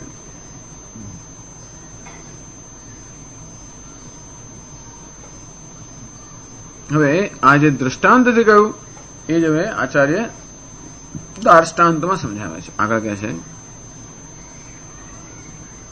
એવં ઇહાપે અકર્મણે અહં કરોમિ ઇતિ કર્મદર્શનમ કર્મણિ ચ અકર્મદર્શનમ વિપરીતદર્શનમ येन तन्निराकरणार्थम् उच्यते कर्मण्यकर्म यः पश्येत् इत्यादि. एवं એ જ રીતે યહાપી અહીં પણ આપણા વ્યવહારની અંદર પણ અકર્મણી આત્મની અહમ કરોમીતિ કર્મદર્શનમ. આત્મા કેવો છે? અકર્મ છે, નિષ્ક્રિય છે, નિર્વિકાર છે, અસંગ છે, કુટસ્થ છે, સાક્ષી છે. એવા આત્મામાં અહમ કરોમી ઇતિ કર્મદર્શનમ. એટલે કર્મદર્શન એટલે અહમ કરોમી ઇતિ કર્તૃત્વ દર્શન. ખરેખર તો આત્મા કેવો છે? અકર્તા છે. ત્યાં શેના દર્શન થાય છે? કર્તૃત્વના દર્શન થાય છે. અહમ કરોમી, હું કરી રહ્યું છું એ પ્રકારનું કર્મનું દર્શન થાય છે, એટલે કે કર્તૃત્વનું દર્શન થાય છે. આત્મા જે અકર્તા છે એના પર કર્તૃત્વનો આરોપ થાય છે.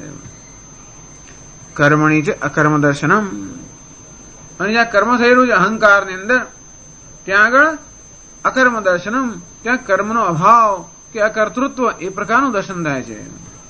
વિપરીત દર્શનમ, આ પણ વિપરીત દર્શન છે. કેમ? કારણ કે બુદ્ધિમાં દોષ, અજ્ઞાન નામનો દોષ. યેન નિરાકરણાર્થમ ઉચ્યતે. તો જેવી રીતે કોઈક દોષને કારણે વ્યવહારમાં જેમ વિપરીત દર્શન થાય છે, એમ જ કોઈક દોષને કારણે આત્મા અને અનાત્મા વિશે પણ વિપરીત દર્શન થાય છે. અનાત્મા જે સક્રિય છે એ નથી, એ નિષ્ક્રિય હોય એવું જણાય છે. આત્મા જે નિષ્ક્રિય છે એ સક્રિય હોય એવું જણાય છે. અને આ પ્રકારે પરસ્પર અધ્યારોપથી થતું જે વિપરીત દર્શન છે એ વિપરીત દર્શનનું નિરાકરણ કરવા માટે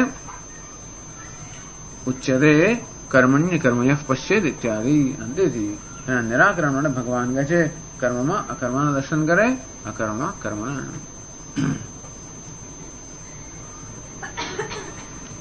આવું આટલી ચર્ચા થઈ ત્યારે ઓહો આવું કે છે ભગવાન.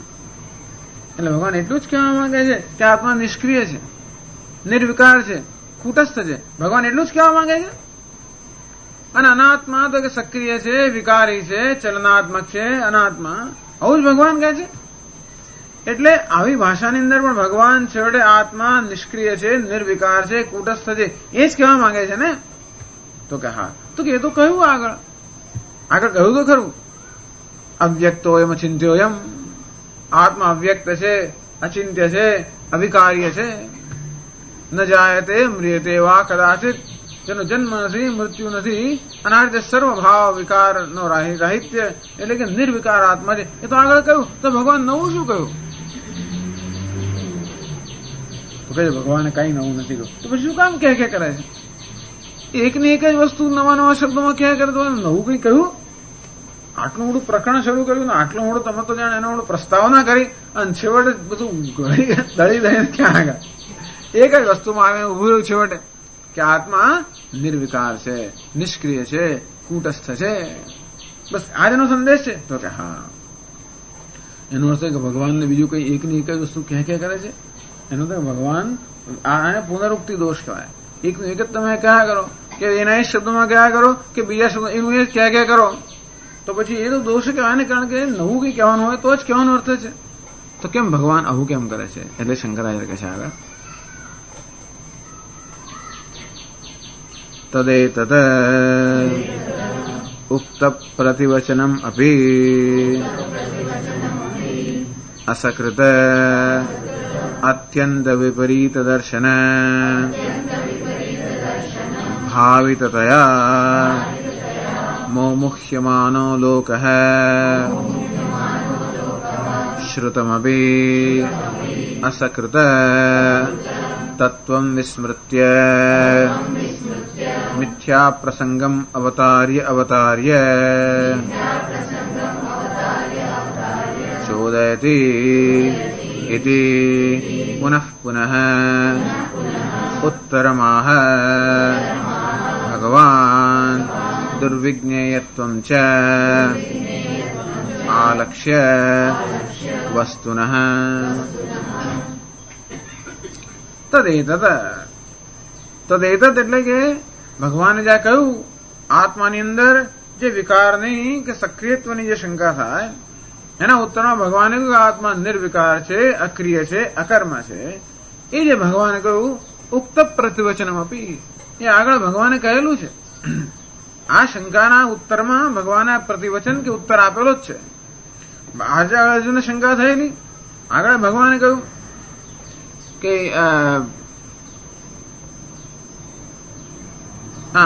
ઉભયો શું કહેવાય ને, નાયમ હંતિ ન હન્યતે, યૈનમ વેત્તિ હંતારમ યશ્ચૈનમ મન્યતે હિતમ ઉભવ તો ન વિજાનીત નાયમ હંતિ ન હન્યતે. જે માનતો હોય કે આત્મા હણે છે અને જે માને છે કે આત્મા હણાય છે, એ બંનેને જ્ઞાન નથી. કારણ કે આત્મા હણતો પણ નથી, હણાતો પણ નથી, કરતો પણ નથી કે એના પર કંઈ કર્મ ન થાય, એ કરતા પણ નથી, ભોગતા પણ નથી. આવું કહી દીધું. એના સમર્થન ન જાયતે. કેમ એવું? ન જાયતે મ્રિયતે વા કદાચિત. ક્યારે આત્માનો જન્મ નથી, મૃત્યુ નથી, વૃદ્ધિ નથી, ક્ષય નથી, કોઈ પ્રકારનો વિકાર નથી. આત્મા નિર્વિકાર હોવાને કારણે કર્તૃત્વનો વિકાર પણ ન હોય. આમ અર્જુનની શંકા હતી કે હું આ લોકોનો ઘાતક બનીશ, આ લોકો મારા વડે મરાશે. એ શંકાના ઉત્તરમાં ભગવાને કહેલું કે અર્જુન, આત્મા ઘાતક પણ નથી અને આત્માનો ઘાત પણ થતો નથી. ઉક્ત પ્રતિવચનમ, જ્યારે જ્યારે આ પ્રકારની શંકા ઉત્પન્ન કરવામાં આવે ત્યારે આગળ પણ ભગવાને આ જ વસ્તુ કહી. અસકૃત, અત્યંત અસકૃત.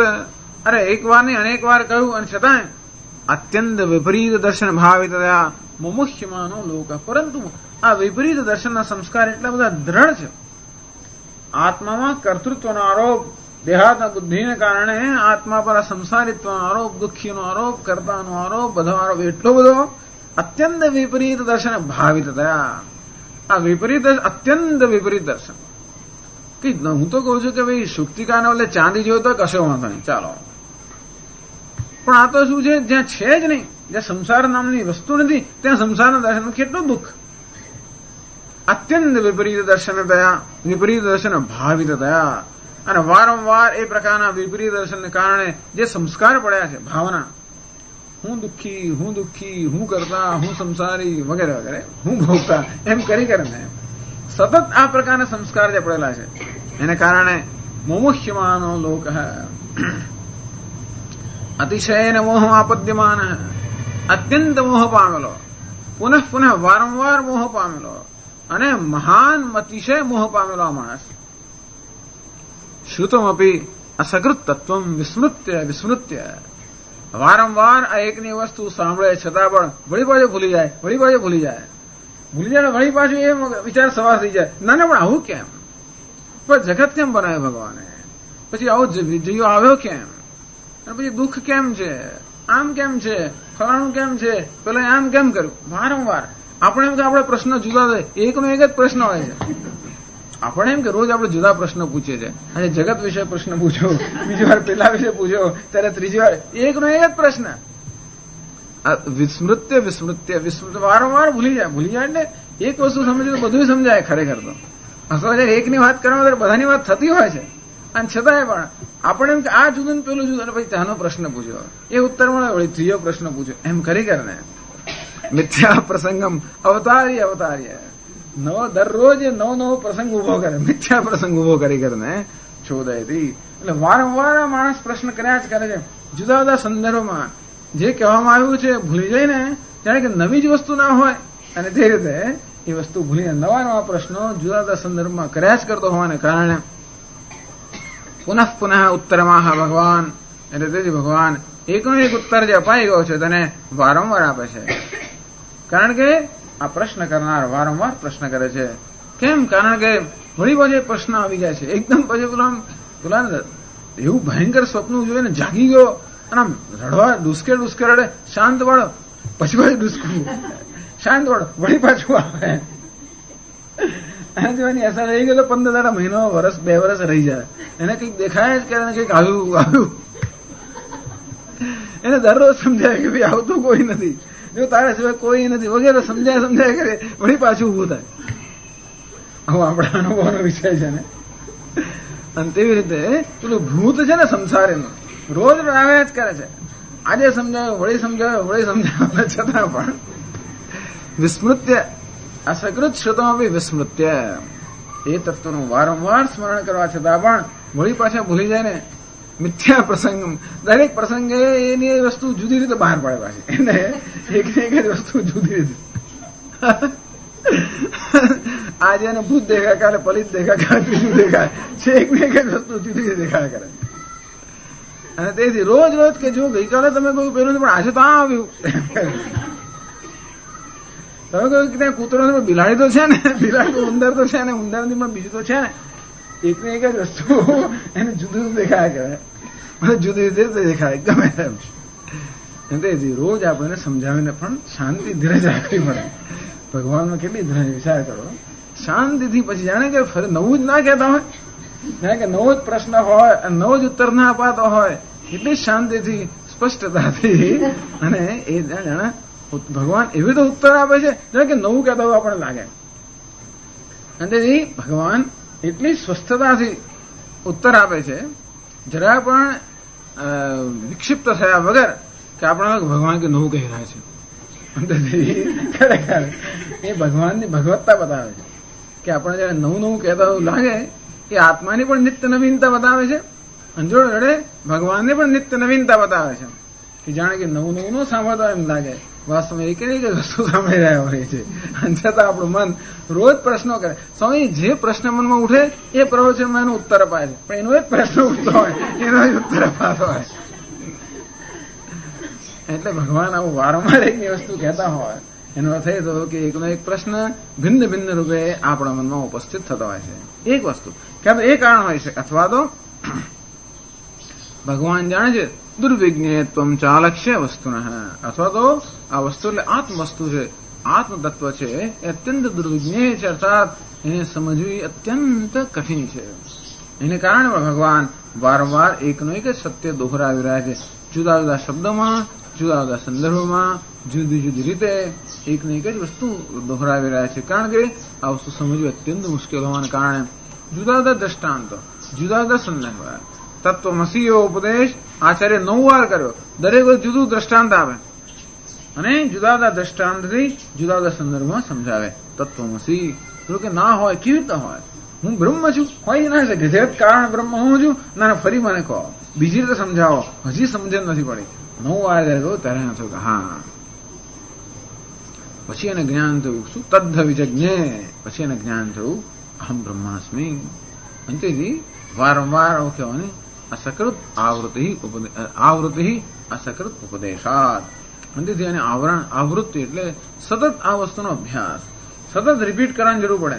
કારણ કે એવું શાસ્ત્રમાં પણ છે અને એવું આપણા મનમાં થતું હોય છે.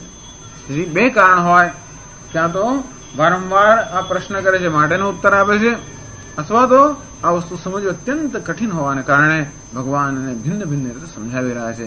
અંતેથી આ પુનરુક્તિ દોષ નથી, આ તો ખરેખર ભૂષણ છે, દૂષણ નથી. તો હવે શંકરાચાર્ય કહે છે ક્યાં ભગવાને આગળ કહ્યું છે એ જ કહે છે અહીં. અવ્યક્તોયમ ચિંત્યોયમ ન જાયતે મ્રિયતે इत्यादिना आत्मनि कर्म अभावः श्रुति स्मृति न्याय प्रसिद्धः उक्तः वक्ष्यमाणश्च अव्यक्तोयम चिंत्योयम अयम आत्मा अव्यक्त है। आत्मा જેનો અત્યારે અનુભવ થઈ રહ્યો છે અપરોક્ષ આત્મા જે છે જે સતત અનુભવનો વિષય છે અહમ અહમ એ રીતે જે પ્રકાશી રહ્યો છે અવ્યક્ત હૈ અર્થાત ઇન્દ્રિયોનો વિષય નથી અને તેથી અચિંત્ય હૈ અર્થાત એ મનનો પણ વિષય નથી। ઇન્દ્રિયો જે કે વિષય હોય એ કેવું હોય અલ્પ હોય। ઇન્દ્રિય કોનું જ્ઞાન પ્રાપ્ત કરી શકે જે વસ્તુ મર્યાદિત હોય। આંખો કેટલું જોઈ શકે એની મર્યાદા પ્રમાણે, કાન કેટલું સાંભળી શકે એની મર્યાદા પ્રમાણે। અર્થાત ઇન્દ્રિયના જ્ઞાનનો જે કોઈ વિષય બને એ કેવો હોય અલ્પ હોય, એનો જન્મ હોય, મૃત્યુ હોય, વિકાર હોય અને તો જ ઇન્દ્રિયના જ્ઞાનનો વિષય બની શકે, તો જ વ્યક્ત થઈ શકે। આ આત્મા કેવો છે અવ્યક્ત છે અર્થાત ઇન્દ્રિયના જ્ઞાનનો વિષય નથી એટલે કે એમાં વિકાર નથી, એમાં અલ્પતા નથી। અચિંત્યોયમ વળી આત્મા ચિંતનનો પણ વિષય નથી અર્થાત એ મનથી પણ એનું વિષયીકરણ ન થઈ શકે। મન પણ શું ચિંતન કરી શકે કે કોનું વિષયીકરણ કરી શકે એ પણ અલ્પ વસ્તુ હોય તેનું। એટલે આત્મા ચિંતનનો પણ વિષય ન હોવાને કારણે ભગવાન એમ કહે છે કે આત્મા કેવો છે અવિકારી છે, નિર્વિકાર છે, ત્યાં કર્તૃત્વ નથી, કર્મ પણ નથી। ન જાયતે મ્રિયતે આમ જન્મ મૃત્યુ બસ આગળના કહેવાની જરૂર નથી। આટલું કહું કે આગળનો શ્લોક ભગવાન ના કહો તો ચાલત। ન જાયતે મ્રિયતે વા કદાચ, ન જાયતે વા કદાચ એટલું કહ્યું તોય ચાલત, પણ ચાલો કઈ નૈયાયિકો જાત જાતના દોષ કરે ન મ્રિયતે વા કદાચ, જન્મ પણ નથી અને મૃત્યુ પણ નથી। આમ મૃત્યુ નામનો અંત્ય જે વિકાર છે એનો જયારે નિષેધ થયો ત્યારે અંતરના અને પહેલા વિકારનો જન્મનો નિષેધ થયો તો પછી વૃદ્ધિનો ક્ષયનો નિષેધ થઈ જ ગયો। અને છતાં ભગવાન પોતાના શબ્દોમાં કહે છે એને કે શાશ્વતોયમ પુરાણ આ તો શાશ્વત છે અને પુરાણ છે, એમાં ક્ષય પણ નથી અને વૃદ્ધિ પણ નથી। એવું કહેવાની આવશ્યકતા ન હોય તો પણ સ્પષ્ટ કરવા માટે કહે છે। શંકરાચાર્ય એટલે આખો શ્લોક નથી અહીંયા કહેતા, ન જાયતે મ્રિયતે ઇત્યાદિના। આમ બધા જ વિકારનો ભગવાને આત્મામાં નિષેધ કર્યો। આત્મા કેવો છે નિર્વિકાર છે। જો કર્મ થતું હોય આત્મામાં તો પોતાના આશ્રય જે છે આત્મા એમાં કોઈને કોઈ પ્રકારનો વિકાર કર્યા વગર એ ક્રિયા ક્યારે શક્ય જ ના બને। આત્મા કર્મનો આશ્રય હોત તો એ ક્રિયા કોઈ રીતે આત્માને વિકૃત કર્યા વગર એ શક્ય જ ના બને। અને તેથી આત્મા કેવો છે અકર્મ છે, ત્યાં કોઈ પ્રકારનું કારણ આત્મા નિર્વિકાર છે તેથી અકર્મ છે। ઇત્યાદિના આત્મની કર્મ અભાવ ઉક્ત હૈ। તો આ રીતે કર્મનો અભાવ આત્મા અકર્મ છે, નિર્વિકાર છે એ આ બધા શ્લોકોમાં કહ્યું। શ્રુતિ ન જાયતે મ્રિયતે વા વિપસ્થિત એનો એ શ્લોક। નાયમ કુતશ્ચિત ન બહુવ કશ્ચિત, આ પણ કશામાંથી જન્મ્યો નથી, કશું એનામાંથી પણ જન્મ્યો નથી। એ બહુ અગત્યનું છે। આત્મા કશામાંથી જન્મ્યો નથી અર્થાત આત્મા કશાનો વિકાર નથી, એમાંથી કશું જન્મ્યું નથી અર્થાત એનો પણ કોઈ વિકાર નથી। અને આત્મા કેવો છે નિર્વિકાર છે। આમ શ્રુતિમાં પણ કહ્યું। સ્મૃતિ તો આપણે કહી અવ્યક્તો એમ ચિંત્યો એમ યુક્તિ પણ કરી। આત્મા કોઈ અસંગ છે, અસંગ હોવાને કારણે કોઈ વસ્તુને સ્પર્શી જ ન શકે, એ કર્મનો આશ્રય પણ ન હોઈ શકે, કર્મનું કર્મ પણ ન હોઈ શકે। અંતેથી કોઈ રીતે કર્મ કે વિકાર આત્માને સ્પર્શી જ ન શકે। આત્મા અસંગ હોવાને કારણે, નિરવય હોવાને કારણે અને આ રીતે ન્યાય એટલે કે આપણે દલીલથી પણ સમજાવી શકીએ। શ્રુતિ સ્મૃતિ ન્યાય પ્રસિદ્ધ ઉક્ત વક્ષ્યમાણશ્ચ। અને આ રીતે ભગવાને જે કહ્યું છે એ જ વસ્તુ અહીં કહી રહ્યા છે અને એ જ કહે છે આગળ। તમને એમ કે હવેના બધા શ્લોકમાં અધ્યાયમાં નવું કઈ આવે છે તો વક્ષ્યમાણશ્ચ સર્વકર્માણિ મનસા સંન્યસ્યાસ્તે સુખમ વશી। આ વશી એટલે જ્ઞાની પુરુષ સર્વકર્મ મનથી જેનો સંન્યાસ કરીને એટલે કે જ્ઞાનથી અર્થાત આત્મામાં સર્વકર્મનો અભાવના દર્શન કરીને કંઈ કરતો નથી કે કરાવતો નથી એમ કહીને પણ ભગવાન આત્મામાં કર્મના અભાવ એ જ એ વસ્તુનું નિરૂપણ કરશે।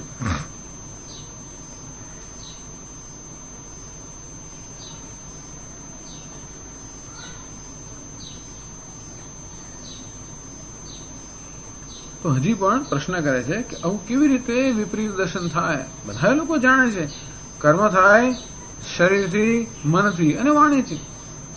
તો શરીર, મન અને વાણીથી થતું કર્મ એ બધા લોકો જાણતા હોય છે, એનું કેવું છે આત્મા પર આરોપ? તો બધા જાણે છે કે કર્મ તો આ ઇન્દ્રિયથી થાય છે, વાણીથી થાય છે, મનથી થાય છે. એનો આત્મા પર આરોપ કેવી રીતે થાય? અને આત્મા જે કંઈ પણ કર્મ કરતો નથી એનો આરોપ આ કેવી રીતે શરીર, મન, ઇન્દ્રિયો પર થાય? આવું બની કેવી રીતે શકે? એ પ્રશ્ન હવે પૂછે છે. કહે છે એના ઉત્તરમાં કહે શંકરાચાર્યજી, તસ્મિન આત્મની કર્માભાવે અકર્મણી કર્મ વિપરીત દર્શનમ અત્યંત નિરૂઢમ યતઃ કિમ કર્મ કિમ કર્મેતિ કવયોપ્યત્ર મોહિતાઃ.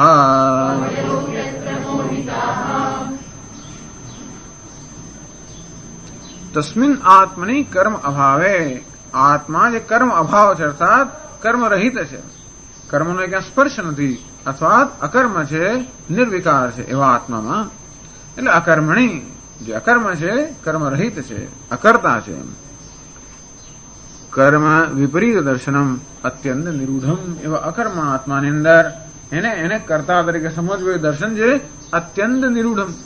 એ આજકાલનું નથી. અનાદિ માયા સુપ્ત હૈ. આ જીવ અનાદિ માયા, અનાદિકાળથી માયામાં સુષુપ્ત છે. માયા એટલે આવી માયા. ઘરે આપણે ઊંઘતા હોત તો કઈ ચિંતા નથી સુષુપ્તિમાં કે પ્રલયમાં, પણ આ તો જાગતા છતાં ઊંઘતા છે ને. યા નિશા સર્વભૂતાનામ યસ્યામ જાગૃતિ ભૂતાની સા નિશા પશ્યતો મુનેઃ. ભૂતાની જાગૃતિ, બધા ભૂતો જાગે છે. ક્યાં જાગે? સ્વપ્નમાં. સ્વપ્નમાં જવા પોતાને કે જાગે છે એટલે આમ ઊંઘે છે. બહારની દ્રષ્ટિએ કે આમ અંદર જોવા જો આમ હસતો હોય ને રડતો હોય, જાત જેટલું કરે છે આ માણસ. છે ઊંઘતો હોય છે અને છતાં હસે છે. આપણે ક્યાં શું થાય છે? ઊંઘતો માણસ પણ એની દ્રષ્ટિએ જાગ્રત છે. ક્યાં? સ્વપ્નમાં, પોતાના જગતની અંદર. તેમ મનુષ્યો પણ આ પ્રકારના વિપરીત દર્શનમાં એટલા રૂઢ થઈ ગયેલા છે, અનાદિકાળ છે. યતઃ એટલે જ ભગવાને કહ્યું, કિમ કર્મ કિમ કર્મેતિ કવયોપ્યત્ર મોહિતાઃ. ભલે કવિ એટલે કે વિદ્વાન હોય, બીજા બધા વિષયના વિદ્વાન હોય, અરે કર્મકાંડ વગેરેના પણ વિદ્વાન હોય, પરંતુ આ વિષયની અંદર એ લોકો પણ કેવા છે? મૂળ છે. કારણ કે પોતાના આત્માને કરતા માનવો એ પ્રકારનો જે ખ્યાલ એટલો બધો રૂઢ થઈ ગયો છે. અને તેથી જ ભગવાને આવી પ્રસ્તાવના કરી કે કર્મ કોને કહેવાય, અકર્મ કોને કહેવાય એ વિષયની અંદર વિદ્વાનો પણ મોહિત છે. એના માટે એનું યથાર્થ જ્ઞાન પ્રાપ્ત કરવું આવશ્યક છે.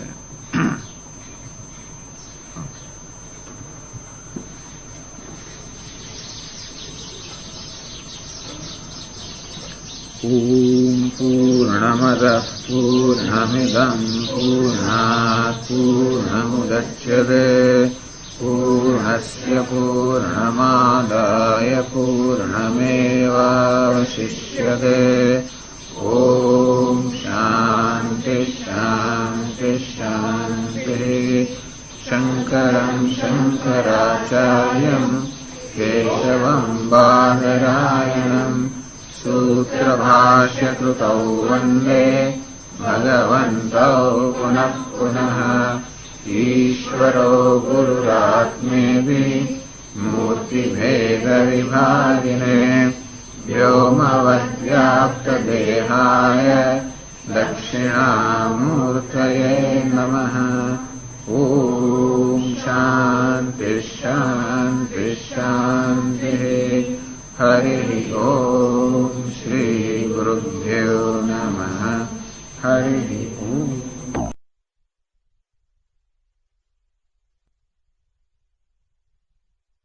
ॐ नारायणः परो व्यक्तात्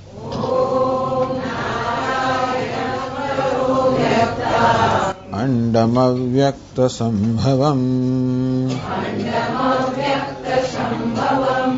अण्डस्यान्तस्त्विमे लोकाः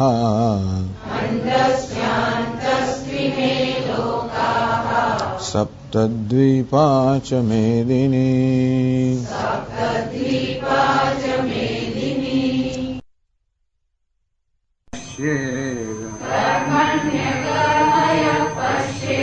अकर्मणि च कर्मयः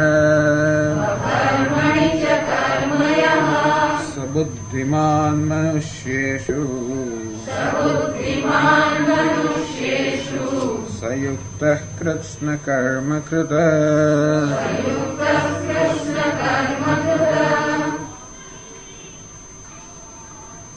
एवं यहापि अकर्मणि अहं करोमि इति कर्मदर्शनम कर्मणि च अकर्मदर्शनम विपरीत दर्शनम। तो शंकराचार्य महाराज કહે છે કે પ્રત્યેક મનુષ્યના જીવનમાં વિપરીત દર્શન છે કે આત્મા જે વાસ્તવમાં અકર્મ છે અર્થાત અકર્તા છે એમાં કર્મ દર્શન કે કર્તૃત્વ દર્શન આમ આત્મામાં કર્તૃત્વનો અધ્યારોપ કે હું કરતા છું અને અકર્મમાં કર્મનું દર્શન અને કર્મમાં અકર્મનું દર્શન અર્થાત જે આગળ સમજાવશે અહીંયા તો ભૂમિકા તૈયાર કરે છે શ્લોકની હજી ચર્ચા કરતા પહેલા આજે આપણી ભૂમિકા તૈયાર કરે છે કે ભગવાન જે કહે છે એનો હેતુ શું છે। અહંકાર જે ખરેખર સક્રિય છે ત્યાં અકર્મના દર્શન, આત્મા જે ખરેખર નિષ્ક્રિય છે ત્યાં કર્તૃત્વના દર્શન, આ પ્રકારનું વિપરીત દર્શન, આ પ્રકારની ભૂલ ભરેલી દૃષ્ટિ કે ભ્રમ પ્રત્યેક મનુષ્યમાં હોવાને કારણે એ ભ્રમ નિવૃત્ત કરવા માટે ભગવાન આ પ્રકારે વચન કહે છે કર્મમાં જે અકર્મનું દર્શન કરે અકર્મમાં કર્મના।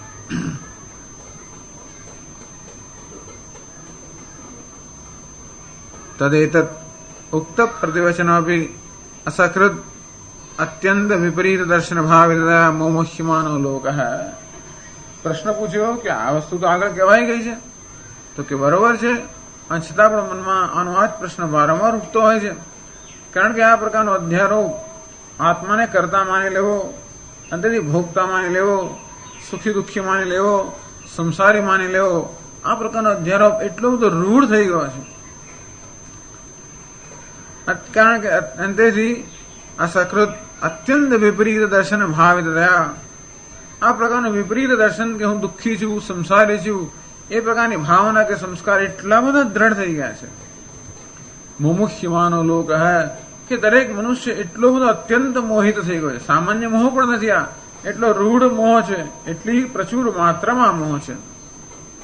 શ્રુતમપી અસકૃત તત્વમ વિસ્મૃત્ય કે આ તત્વનું શ્રવણ કરે, સમજે પણ ખરો અને છતાં પણ ભૂલી જવાય।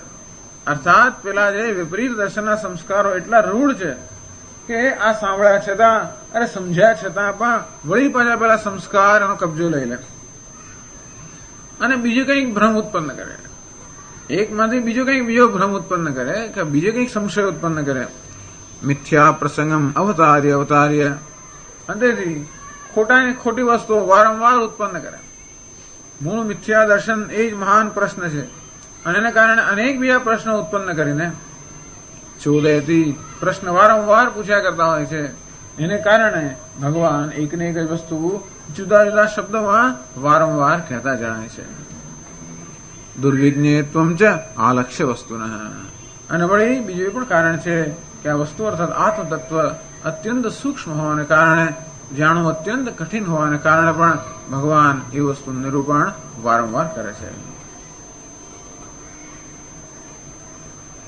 અવ્યક્તોયમ ચિંત્યોયમ ન જાયતે મ્રિયતે ઇત્યાદિના। તો ભગવાન અર્થ કહ્યું અવ્યક્ત હૈ, અચિંત્ય હૈ, અવિકાર્ય હૈ, આત્મા નિર્વિકાર છે, અકર્તા છે, અવ્યક્ત છે અને એ રીતે ન જાયતે જન્મ નથી, મૃત્યુ નથી, આમ જુદા જુદા શબ્દોમાં એકને એક જ વસ્તુ ભગવાન એક પછી ફરીને કહે છે। ઇત્યાદિના આ રીતે ભગવાન કહે છે એનું કારણ આવું છે કે વારંવાર પ્રશ્ન ઉત્પન્ન થાય પણ આવું કેવી રીતે? તો મેં કર્મ કર્યું, આ ફળ તો મને જ મળે છે, આ દુઃખ તો મને જ પડી રહ્યું છે, કેવી રીતે હું ભોગતા છું, કેવી રીતે હું પૂર્ણ છું, આટલી તો અપૂર્ણ, એમ જાતના પ્રશ્નો ઉપસ્થિત થાય। અંતેથી વળી પાછી એની જ વસ્તુ કહેવામાં આવે કે અપૂર્ણતા આત્મામાં નથી, અનાત્મામાં છે, અવિવેક છે, અધ્યારોપ છે, એક પ્રશ્નનો બીજા પર આરોપ કરવામાં આવે છે, સમસ્યા એક જગ્યાએ છે, આરોપ બીજી જગ્યાએ વગેરે વગેરે અને આથી વારંવાર ઉથલાવીને એની જ વસ્તુ કહેવામાં આવે છે। ઇત્યાદિના આત્મની કર્મ ભાવ શ્રુતિ સ્મૃતિ ન્યાય પ્રસિદ્ધ ઉક્ત અને જે વસ્તુ પ્રસિદ્ધ છે શ્રુતિમાં એટલે કે ઉપનિષદની અંદરમાં પ્રસિદ્ધ છે કે આત્મા અકર્તા છે। અનશ્નન્યો અભિજાકશીતી એ કંઈ પણ ભાગ લીધા વગર માત્ર જોયા જ કરે, અર્થાત એનામાં ભોક્તૃત્વ નથી, કર્તૃત્વ નથી। સ્મૃતિમાં ભગવદ્ ગીતામાં પણ એ વસ્તુ કહી છે, અને એ વસ્તુ ન્યાય એટલે કે એ વસ્તુ બુદ્ધિગમ્ય પણ છે કે આત્મા અસંગ હોય તો કેવી રીતે કર્તૃત્વ ન હોઈ શકે. અને આમ શ્રુતિ, સ્મૃતિ અને ન્યાય એ સર્વમાં પ્રસિદ્ધ છે. એ પ્રસિદ્ધ વસ્તુ જ ભગવાન કહે છે કે નવું નથી કહેતા. આત્મની કર્મ અભાવ, આત્મામાં કર્મનો અભાવ કે કર્તૃત્વનો અભાવ કે ભગવાન નવો નથી કહેતા. એ જ વસ્તુ અન્યત્ર શાસ્ત્રોમાં પણ કહેવાયેલી છે. તસ્મિન આત્મની કર્મ અભાવે અકર્મણી કર્મ વિપરીત દર્શનમ અત્યંત નિરૂઢમ. કોઈ પ્રશ્ન કરે કે આવું કેમ થાય? બધાને ખબર છે કે કર્મ તો ઇન્દ્રિયો વડે થઈ રહ્યું છે, કે વાણી વડે થઈ રહ્યું છે, કે મન વડે થઈ રહ્યું છે, બધા જાણે છે. અને આત્મા વડે કેવો છે? કુટસ્થ છે, નિર્વિકાર છે, આવું જાણે છે. તો કેવી રીતે આવું થઈ શકે કે એકનો ધર્મનો આરોપ બીજા પર થાય? તો કે આ વસ્તુ થઈ જ રહી હોય છે. અનાત્માનો આરોપ આત્મા પર, આત્માનો આરોપ અના પર બહુ નૈસર્ગિક એટલે કે અનાદિકાળથી ચાલતો જ આવે છે. એવું શા પરથી કહી શકાય આવું છે? યતઃ, કારણ કે કિમ કર્મેતિ કવયોપ્યત્ર મોહિતા. કારણ કે વિદ્વાન પુરુષો પણ આ વિષયમાં મોહિત થયેલા છે, ભ્રમિત છે કે કર્મ કોને કહેવાય, અકર્મ કોને કહેવાય. લોકોને એમ કે હાથ પગની ચેષ્ટા કરીએ નામ કર્મ, અને કશું કર્મ ના કરીએ એનું નામ અકર્મ. તો કે એવું નથી. કર્મ ખરેખર કોને કહેવાય? અદ્વૈતને કર્મ કહેવાય, અને અદ્વૈતને અકર્મ કહેવાય. ખરેખર કર્મનો અભાવ ક્યાં છે? જ્યાં દ્વૈત છે ત્યાં જ, અર્થાત બ્રહ્મમાં. અને દ્વૈતની અંદર ભલે કે ચેષ્ટા ન હતો પણ કર્મ એકને તો બીજી રીતે રહેલું જ છે. કદાચ અવ્યક્ત રીતે પણ કર્મ રહેલું છે દ્વૈતમાં. જ્યાં દ્વૈત છે ત્યાં સક્રિયતા રહેવાની, કારણ કે દ્વૈતમાં બેલેન્સ હોય જ નહીં. વસ્તુ હંમેશા પોતાની સ્વાભાવિક સ્થિતિમાં હોય તો જ નિરાંત હોય. જો વસ્તુ પોતાની અસ્વાભાવિક સ્થિતિમાં હોય તો નિરાંત હોય જ નહીં. જેમ જળ સમુદ્રમાં જાય ત્યારે નિરાંત અનુભવ, બસ એની સ્વાભાવિક સ્થિતિ. અન્યત્ર હોય તો આમાં કઈ ને કઈ દબાણ રહ્યા જ કરવાનું. આ ટાંકીનું પાણી ભરો ને, ભલે પાણી હલતું ના હોય પણ દબાણ હોય છે. શું હોય છે એમાં? તો કે પોટેન્શિયલ, એમાં પ્રેશર, દબાણ હોય છે. એટલે જો નળો ખોલો કે તરત ધસમસે. કેમ? કારણ કે અને રહેલું દબાણ તરત વ્યક્ત થાય છે. આમ જ્યાં દ્વૈત એટલે જ્યાં સુધી આ નદીનું પાણી સમુદ્રથી ભિન્ન હોય, એ બે વચ્ચે ભેદ હોય, દ્વૈત હોય, અંતર હોય, તો પેલું પાણી ક્યારેય પણ નિરાંત એનામાં ન હોય. જરાક તક મળે કે વહેવા માંડે. કેમ? પોતાની સ્વાભાવિક સ્થિતિ પ્રાપ્ત કરવા માટે. અર્થાત પોતાની સ્વાભાવિક સ્થિતિથી જયારે કોઈ વસ્તુ વિખૂટી પડી જાય, તેમાં ટેન્શન હોય, કશુંક હોય,